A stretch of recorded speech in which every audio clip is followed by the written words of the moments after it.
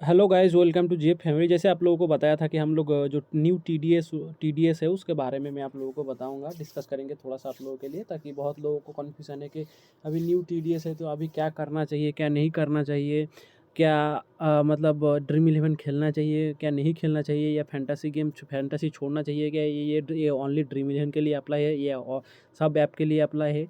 तो सब जो आप लोगों का क्वेश्चन है, जैसे मेरा वीडियो का कमेंट पे आया था, तो मैं जो जो क्वेश्चन है सबका, मुझे भी अपने अंदर भी जो क्वेश्चन था, तो मुझे जितना जानकारी है मैं वही आप लोगों के साथ शेयर करूँगा।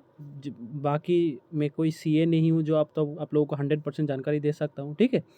बट मुझे जितना दूर मालूम है उतना ही मैं आप लोगों को, जितना मैंने अभी तक समझा वही आप लोगों के साथ मैं शेयर कर रहा हूँ, शेयर करूँगा, ठीक है। तो गाइज़, जैसे सबको मालूम है कि 1 अप्रैल से ये रूल्स स्टार्ट हुआ है, ठीक है। तो ये गवर्नमेंट है, हम जो हमारा इंडियन गवर्नमेंट है, तो इसमें लागू हुआ है, मतलब लागू किया है।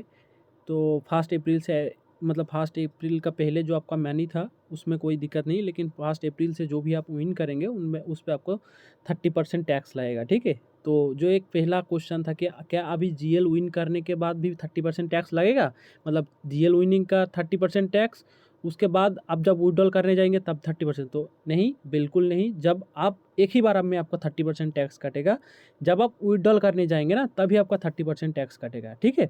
मतलब विनिंग का जो आपका अमाउंट होगा उसमें से आपका 30% टैक्स कटेगा।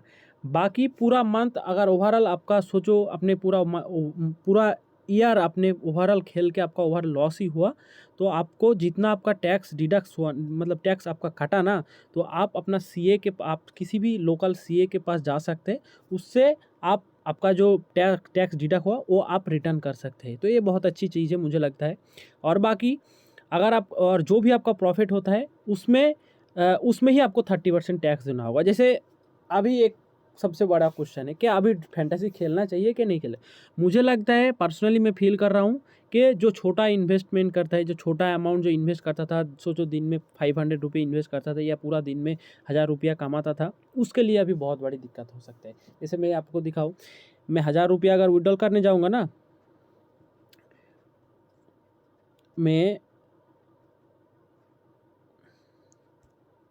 मैं अगर 1000 रुपया विड्रॉल करने जाऊँगा तो मेरा कितना काट रहा है, देखिए आप, 300 रुपया काट रहा है। तो नुकसान हो रहा है ना 300 रुपया का मेरा। लेकिन ये जो रूल्स ना, ये पहले नहीं था, ठीक है। क्यों नहीं था पहले? तब जब जीएल में, जब आप जीएल विन करते थे ना, तभी आपको पैसा लगता था। उसके अलावा आप स्मॉल लीग छोटा अमाउंट जो खेलते थे, जो भी आप खेलते थे, उसमें आप आराम से विड्रॉल कर लेते, आपको ले, या आपके जब आप अदर इनकम सोर्स में पड़ता था, आप देते नहीं देते सरकार को मालूम नहीं। लेकिन अभी गवर्नमेंट को, मतलब गवर्नमेंट क्या, मतलब न्यू रूल्स की वजह से क्या है, आप जब भी विड्रॉल करेंगे तभी आपका वो पैसा काट लेगा, ठीक है। तो ये मतलब जो भी आपका विनिंग, मतलब क्या है ना, जो भी आपका विनिंग नेट प्रॉफिटेबल मनी होगा उससे ही आपका टैक्स कटेगा। सोचो आप जो पैसा आपने ऐड किया, अगर आप हार गए, सोचो आप हार गए ना, तो फिर आपने फिर ऐड किया, फिर उनमें से आपका 10,000 प्रॉफिट हुआ, तो जो आपका सोचो आपने 10,000 इन्वेस्ट किया, फिर आपका 10,000 प्रॉफिट हुआ, तो उनमें से जो 10,000 प्रॉफिट हुआ ना, उससे आपका 30% टैक्स कटेगा, ठीक है। तो ऐसा ही आप मान के, जो जितना दूर मुझे मालूम है वही मैं आप लोगों के साथ शेयर कर रहा हूँ। बाकी इसमें और नहीं जाना है। बाकी जो मैं आप लोगों को बोलना चाहता हूँ कि क्या ये खेलना चाहिए, अभी खेलना चाहिए या नहीं खेलना चाहिए, ठीक है। तो मुझे लगता है, देखिए, ये आपके कैपेबिलिटी के ऊपर डिपेंड है कि आप खेलने चाहते हैं कि नहीं चाहते, क्योंकि टैक्स तो आपको लगेगा ही लगेगा। अभी फैंटेसी खेलना है, और जो एक और क्वेश्चन था, क्या ये ओनली ड्रीम इलेवन पर लगेगा या किसी और ऐप में भी लगेगा? भाई आपको सब जगह पे लगेगा, जहाँ पर भी फैंटेसी खेलने जाओगे तो आपको पैसा लगेगा ही लगेगा। जिस ऐप में भी आप फैंटेसी खेलोगे उसमें आपको 30% टैक्स देना ही होगा, ठीक है। तो ये तो क्वेश्चन क्लियर हो गया। बाकी आप खेलना चाहो ना चाहो आपकी मर्जी, अभी तो आपको सरकार को टैक्स तो देना ही देना है, ठीक है। बट मुझे लगता है जो छोटा इन्वेस्टमेंट करता है ना, मतलब स्मॉल इन्वेस्टर है, इन्वेस्टमेंट का स्मॉल इन्वेस्टर है, उसके लिए दिक्कत है। क्योंकि आप 30% आपका टैक्स ही कट जाएगा। आप छोटा छोटा अमाउंट इन्वेस्ट करके आप विन करते थे, तो उसमें बहुत ज़्यादा दिक्कत की बात है। तो मुझे लगता है अभी फैंटेसी का बहुत यूज़र घट भी सकता है। मेरा पर्सनल ओपिनियन यही है कि जो फैंटेसी का यूज़र होगा ना, बहुत ज़्यादा परसेंटेज से घटेगा, कम होगा। क्योंकि जो छोटा इन्वेस्टर है ना, उसके लिए फ़ायदा बहुत ही कम है, मुझे लग रहा है। क्योंकि लेकिन एक बात है कि आप जीएल खेल सकते हो। स्मॉल लीग अगर आप खेलेंगे ना, तो स्मॉल लीग में आपको दिक्कत होगा, क्योंकि आप स्मॉल लीग में सोचो आप 10,000 इन्वेस्ट कर रहे हो, उनमें से अगर 20,000 आपका 10,000 विन हुआ, 10,000 इन्वेस्ट करके 10,000 हुआ, टोटल 20,000 हुआ, उस पर आपको 10,000 पे आपका टैक्स लगेगा, ठीक है। 10,000 पे अगर टैक्स लगेगा तो आपका 3,000 चला जाएगा, तो आप ऊपर से 10,000 का रिस्क ले रहे हो, फिर आपका 3,000 गवर्नमेंट को देना होगा। लेकिन पहले ऐसा नहीं था। अब जब जीएल विन करते थे तभी आपका टीडीएस ऑटोमेटिक ड्रीमलेवन वाला ही काट लेते थे, लेकिन ऐसा नहीं होगा। अभी आपका विड्रॉल पे जो भी आप अमाउंट विड्रॉल करेंगे तो उनमें से जो विनिंग रहेगा उस पर आपका टैक्स कटेगा। तो मुझे लगता है अभी ये जो छोटा इन्वेस्टमेंट करता था उसके लिए दिक्कत है, प्लस स्मॉल लीग खेलना भी मुझे लगता है दिक्कत है।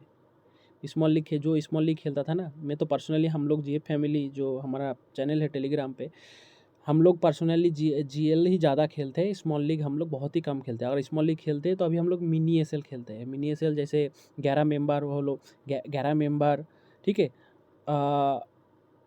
25 मेंबर, उससे ज़्यादा या उससे नीचे, ठीक है, ऐसा हम लोग खेलते हैं। क्योंकि उसमें क्या है ना, आप सोचो 1-2 मैच खेलोगे, फिर आपको एंट्री फी कम होता है, विनिंग परसेंट भी ज़्यादा होता है, या एटलीस्ट आपका रिटर्न भी आ सकता है। नहीं तो आपका अगर आप फर्स्ट रैंक पे आएंगे, चले सोचो कि आप 25 लोगों में आप इन्वेस्ट कर रहे हो, तो उसमें अगर आपका आपने अगर फर्स्ट रैंक आया तो आपको 10,000 मिलेगा, ठीक है। तो आप 25 में जो लोग जो कॉन्टेस्ट होता है ना, वो 1390 का होगा, ठीक है, एंट्री फी लगता है। तो उसमें ड्रीमलैंड पे ज़्यादा लगता है, बाकी किसी और ऐप में कम लगता है, जैसे विजन 11 वगैरह में बहुत कम लगता है। तो मैं ड्रीमलैंड की ही बात कर रहा हूँ। तो उसमें आपका क्या है ना, फ़ायदा ज़्यादा होता है। सोचो आप नहीं आया, आपका टीम एवरेज रहा, तो आपका एवरेज कम से कम रिटर्न मिल जाता है। नहीं तो अगर आपका लॉस होता है तभी आपका 1300 रुपया लॉस होता है, ठीक है।